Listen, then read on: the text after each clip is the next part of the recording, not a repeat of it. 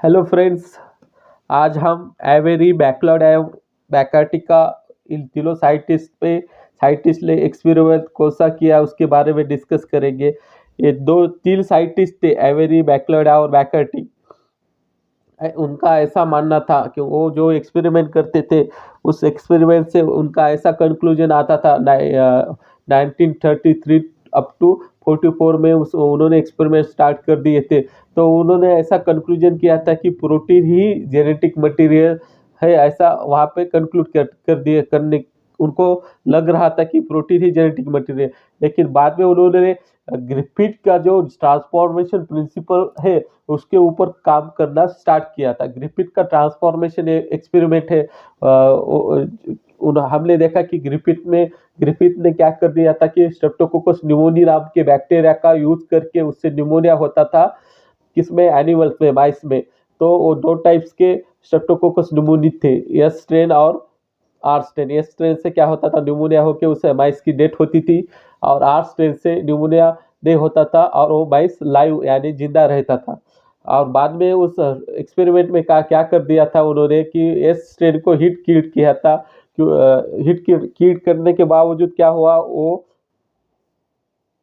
उस स्ट्रेन से heat kill strain से न्यूमोनिया नहीं होता था, और सिंपल स्ट्रेन से होता था, और हिट किल करने के बाद स्ट्रेन से न्यूमोनिया नहीं होता था। और उन्होंने क्या कर दिया, S strain heat kill plus R strain in दोनों स्ट्रेन को, स्ट्रेप्टोकोकस न्यूमोनिया के दो दो भी टाइप के जो स्ट्रेन थे उनको माइस में इंजेक्ट कर दिया। तो बाद में उन लोग को पता चला कि यह स्ट्रेन हिट किड और आर स्ट्रेन ये दोनों इंजेक्ट करने के बावजूद ये दो दो भी नॉन इन्फेक्टिव थे, उससे न्यूमोनिया नहीं होता था। लेकिन वो कंबाइन इंजेक्ट करने के बाद में क्या हुआ, उस माइस की डेथ हुई थी।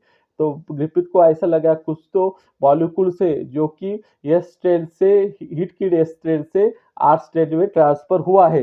तो उनको पता नहीं लगा था कि वो कौन सा मॉलिक्यूल है।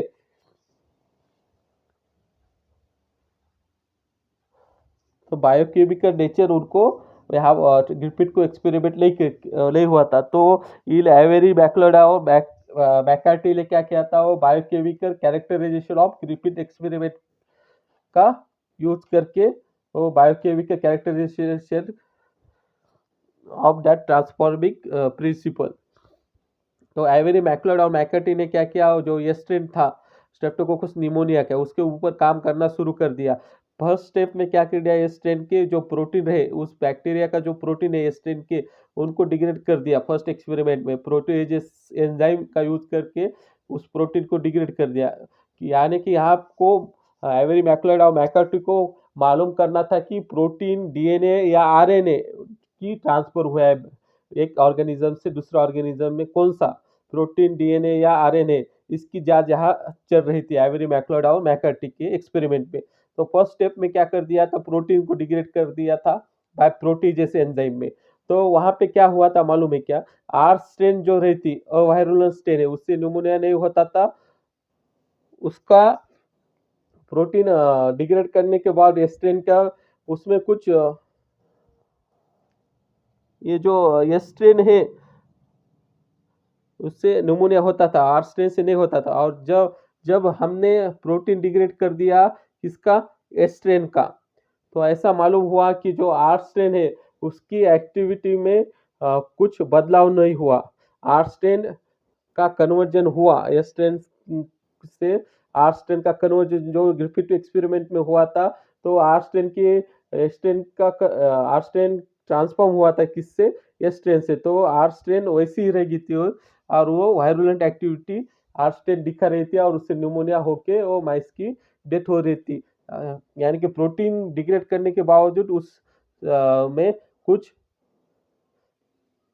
चेंजेस नहीं हुए। बाद में उन्होंने क्या क्या किया था कि आरएनए जो रहता उसको डिग्रेड करना स्टार्ट कर दिया था बाय आरएनए एंजाइम से। तो आरएनए एंजाइम से उन्होंने डिग्रेड कर दिया उस स्ट्रेन से, स्ट्रेन जो रहते उसको, स्ट्रेन के आरएनए को डिग्रेड करना स्टार्ट कर दिया।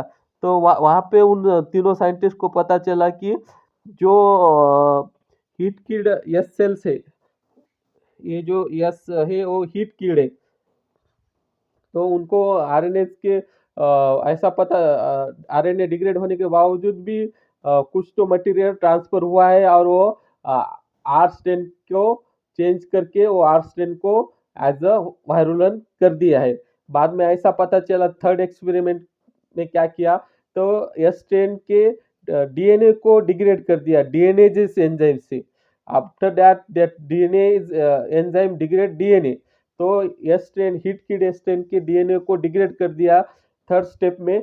तो उनको ऐसा पता चला कि एस स्ट्रेन डीएनए डिग्रेड करने के बाद में जो आर स्ट्रेन है उसमें कुछ चेंजेस नहीं आ गए। जो आर आर स्ट्रेन अवायरुलेंट था, उससे न्यूमोनिया नहीं होता था। तो ऐसा लगा कि कुछ एस स्ट्रेन से आर स्ट्रेन में जो ट्रांसफर नहीं हुआ, वो मटेरियल जो मटेरियल ट्रांसफर नहीं हुआ वो है डीएनए। तो डीएनए नहीं ट्रांसफर होने के बावजूद क्या हुआ, उस आर स्ट्रेन की एक्टिविटी आर स्ट्रेन की एक्टिविटी में कुछ चेंजेस नहीं आ गए। तो इस एक्सपेरिमेंट से ऐसा मालूम हुआ कि डीएनए ही वो मटेरियल है जहाँ से एस स्ट्रेन से आर स्ट्रेन में ट्रांसफर होता है, और आर स्ट्रेन की जो एक्टिविटी वो चेंज होती, अवायरुलेंट से वायरुलेंट होता है।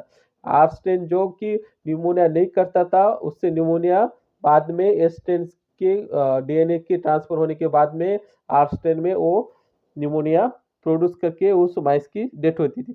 तो इससे एवरी मैकर्डा और मैकर्टी के एक्सपेरिमेंट में ऐसा कंक्लूजन आया कि डीएनए ही कॉज ट्रांसफॉर्मेशन, डीएनए ही ट्रांसफर होता है S strain hit kid S strain से आर स्ट्रेन में। तो डीएनए की वजह, डीएनए ही ऐसा मटेरियल है कि उसकी वजह से जो एक्टिविटी है, जो कैरेक्टर्स है, वो बैक्टीरिया की चेंजेस हुए। ठीक है।